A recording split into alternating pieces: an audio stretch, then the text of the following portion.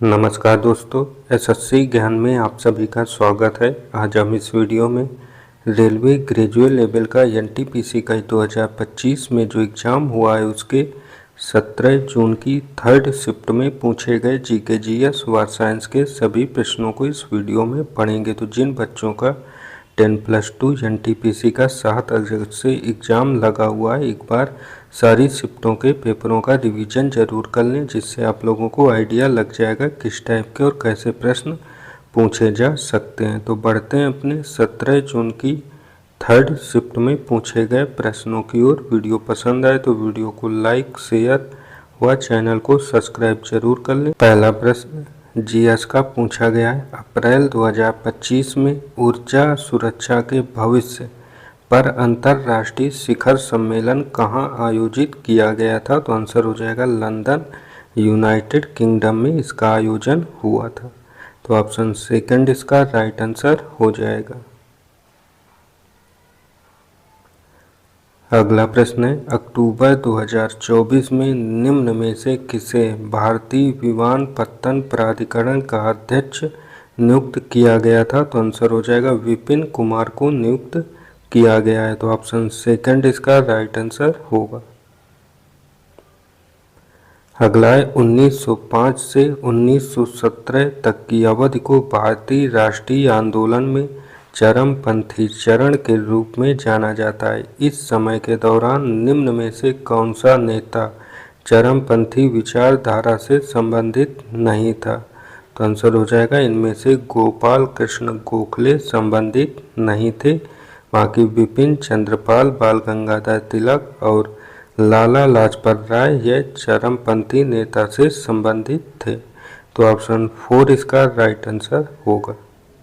अगला प्रश्न है, निम्न में से किस परिदृश्य में एमएस वर्ड में keep with next paragraph formatting विकल्प का उपयोग सबसे प्रभावी रूप से आवश्यक है?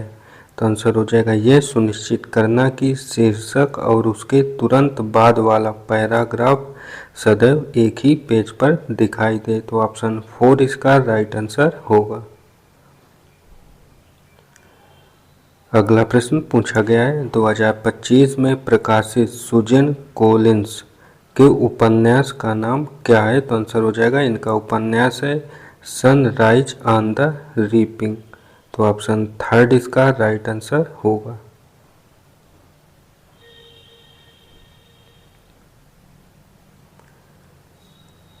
अगला प्रश्न पूछा गया है, मार्च अप्रैल 2025 में आयोजित अभ्यास इंद्र निम्न में से कौन से कथन सत्य हैं? तो पहला कथन है, इस अभ्यास में रूसी संघ के नौसेना जहाज पेचंगा, रेचकी और अल्दार तिसडे जापो के साथ साथ भारतीय नौसेना के जहाज राणा, कुथार और समुद्री गश्ती विमान P-8I ने भाग लिया। तो पहला कथन सत्य है। दूसरा कथन है, यह अभ्यास 2 चरणों में आयोजित किया गया, चेन्नई में बंदरगाह चरण और अरब सागर में समुद्री चरण। तो दूसरा कथन असत्य है। तीसरा कथन है, यह अभ्यास इंद्र का 13वां संस्करण था जो भारत और रूस के बीच दीर्घकालिक रणनीतिक संबंधों का प्रतीक है। तो यह भी गलत है तीसरा कथन। तो इसका राइट आंसर हो जाएगा ऑप्शन सेकंड, केवल पहला कथन सत्य है।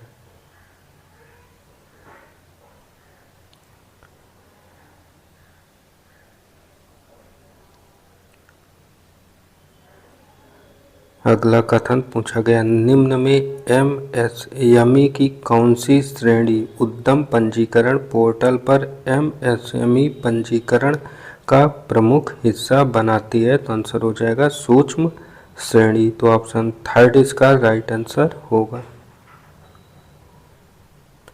अगला था, 2025 में शारदा सिन्हा को मरणोपरांत पद्म विभूषण किस क्षेत्र में दिया गया? तो आंसर हो जाएगा कला के क्षेत्र में दिया गया है। तो ऑप्शन फर्स्ट इसका राइट आंसर होगा।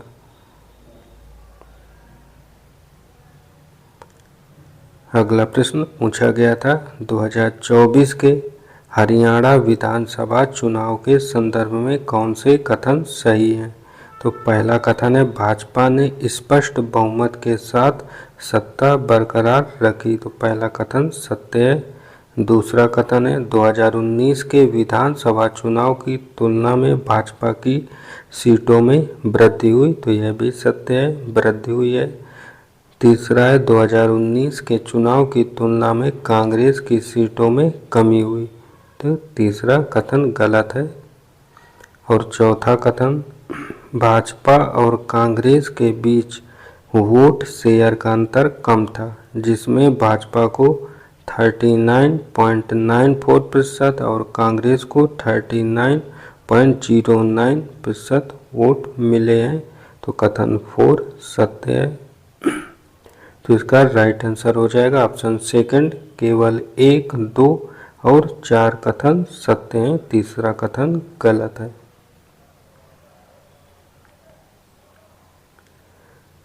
अगला प्रश्न है दिल्ली सल्तनत का कौन सा शासक 1292 में भीलसा, जिसे विदिशा कहते हैं, के अभियान से संबंधित था? तो आंसर हो जाएगा अलाउद्दीन खिलजी, तो ऑप्शन थर्ड इसका राइट आंसर होगा।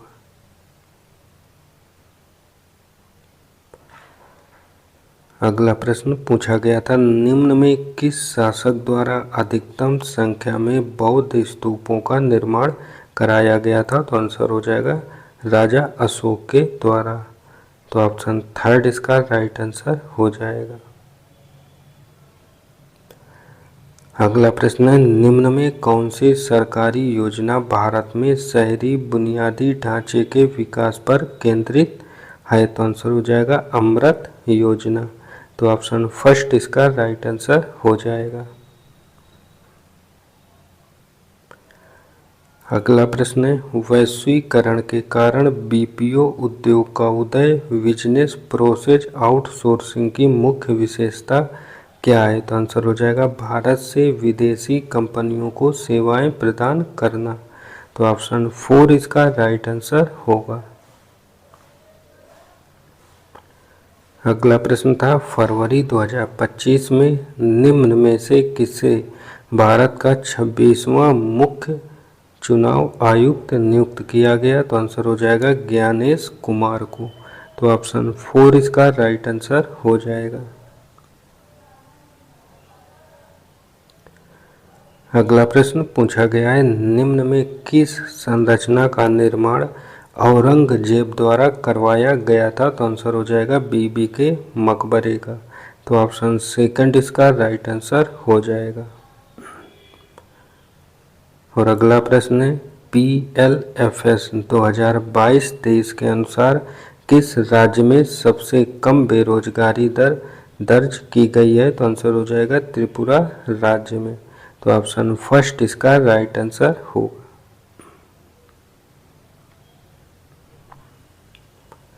अगला प्रश्न पूछा गया था विद्युत पारेषण लाइनों के लिए सामान्यतः किस धातु का उपयोग किया जाता है? तो आंसर हो जाएगा इसके लिए तांबा और एल्यूमिनियम धातु का प्रयोग करते हैं, तो ऑप्शन थर्ड इसका राइट आंसर होगा।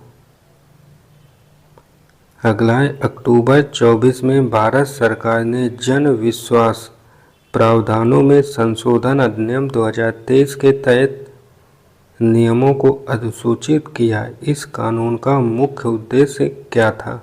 तो आंसर हो जाएगा विभिन्न कानूनों के तहत छोटे अपराधों को आपराधिक दंड से सिविल दंड में परिवर्तित करना, तो ऑप्शन थर्ड इसका राइट आंसर हो जाएगा।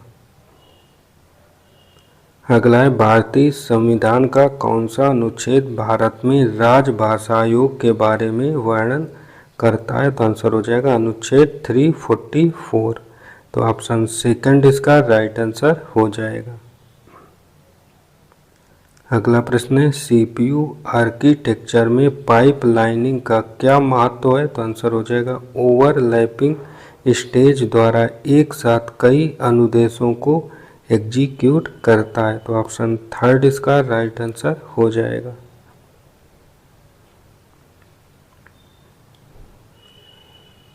अगला प्रश्न पूछा गया, निम्न में भारत में नगर पालिका का राजनीतिक प्रमुख कौन होता है? तो आंसर हो जाएगा अध्यक्ष। तो ऑप्शन सेकंड इसका राइट आंसर होगा। अगला है, निम्न में कौन महाराष्ट्र में एक कट्टरपंथी तर्कवादी और प्रतिमा ध्वंसक था? तो आंसर हो जाएगा गोपाल गणेश अगरकर थे। तो ऑप्शन सेकंड इसका राइट आंसर होगा।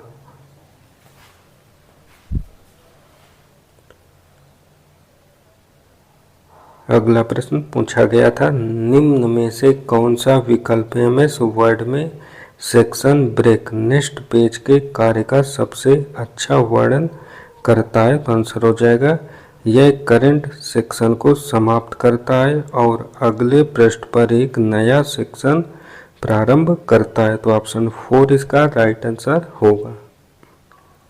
अगला प्रश्न देखते हैं। अगला है, थार रेगिस्तान निम्न में से किसके बीच एक प्राकृतिक सीमा के रूप में कार्य करता है? तो आंसर होगा भारत और पाकिस्तान के बीच। तो ऑप्शन 4 इसका राइट आंसर होगा।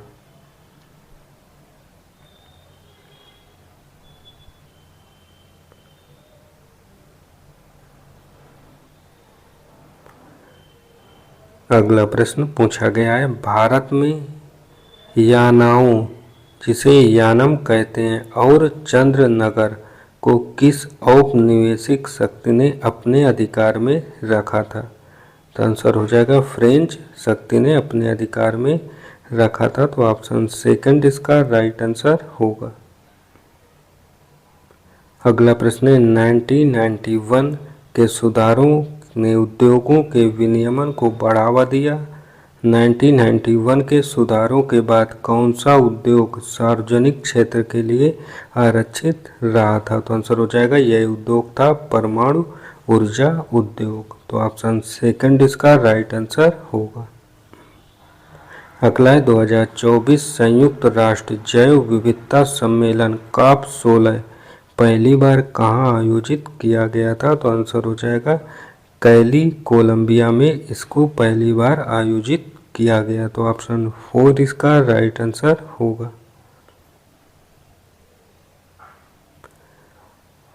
अगला प्रश्न था, विवादों को सुलझाने के अलावा भारत में न्याय पंचायतों के पास क्या शक्तियां हैं? तो आंसर हो जाएगा अपराधियों पर जुर्माना लगाना। तो ऑप्शन थर्ड इसका राइट आंसर होगा। अगला था, भारतीय प्रतिभूति और विनिमय बोर्ड द्वारा सोशल स्टॉक एक्सचेंज में जीरो कूपन जीरो प्रिंसिपल के लिए न्यूनतम 10,000 से घटाकर कितना कर दिया गया है? तो आंसर होगा इसे 10,000 से घटाकर 1,000 कर दिया गया है। तो ऑप्शन फर्स्ट इसका राइट आंसर होगा।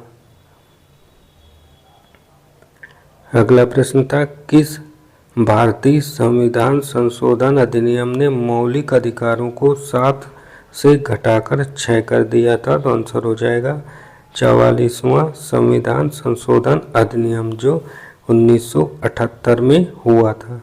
तो ऑप्शन थर्ड इसका राइट आंसर होगा।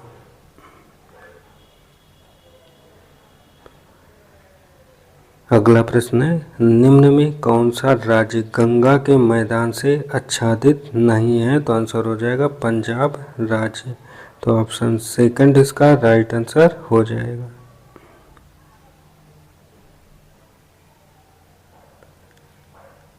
अगला प्रश्न कंप्यूटर से, निम्न में कौन सा संक्षिप्त नाम एक वोलेटाइल मेमोरी तकनीक को दर्शाता है जो आमतौर पर व्यक्तिगत कंप्यूटरों में प्राथमिक कार्यशील मेमोरी के लिए उपयोग किया जाता है? तो आंसर हो जाएगा डी रैम। तो ऑप्शन सेकंड इसका राइट आंसर होगा।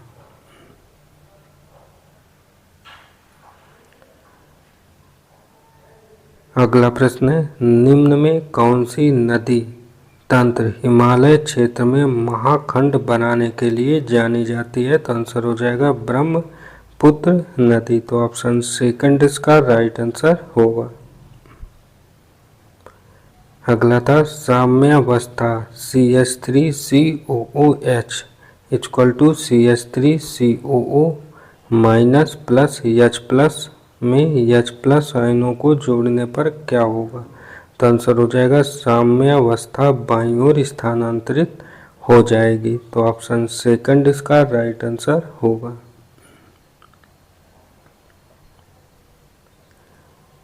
अगला प्रश्न है, अग्न्याशय की द्वीपिका कोशिकाओं में कौन सी कोशिका प्रकार उस हार्मोन का स्राव करती है जो मुख्य रूप से रक्त शर्करा के स्तर में वृद्धि करता है? तो आंसर हो जाएगा ये कोशिकाएं अल्फा कोशिकाएं।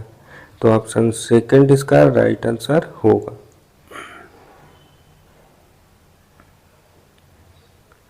अगला प्रश्न, गुप्त अभिलेखों में तालाबों या पोखरों के लिए निम्न में किस शब्द का प्रयोग किया जाता है? तो आंसर हो जाएगा इसके लिए तड़ाग शब्द का प्रयोग करते हैं। तो ऑप्शन सेकंड इसका राइट आंसर होगा। अगला था, कौन सी भू आकृति संरचना शिवालिक के समानांतर स्थित है और लगभग 8 से 16 किलोमीटर चौड़ी है? तो आंसर हो जाएगा भाबर। तो ऑप्शन थर्ड इसका राइट आंसर होगा। अगला था, 19वें संशोधन अधिनियम 1966 द्वारा निम्न में किस प्रणाली को समाप्त कर दिया गया? तो आंसर हो जाएगा चुनाव न्यायाधिकरण को समाप्त कर दिया गया। तो ऑप्शन 4 इसका राइट आंसर होगा। और अगला प्रश्न है, सेंट्रल प्रोसेसिंग यूनिट सीपीयू के आर्किटेक्चर में निम्न में कौन सा कथन अर्थमेटिक लॉजिक यूनिट एएलयू के कार्य और कंट्रोल यूनिट सीयू के कार्य के बीच के अंतर को दर्शाता है? तो आंसर हो जाएगा ऑप्शन फर्स्ट, एएलयू गणना और तर्क संबंधित कार्यों को संभालता है और सीयू इंस्ट्रक्शन फ्लो और समन्वय का प्रबंधन करता है।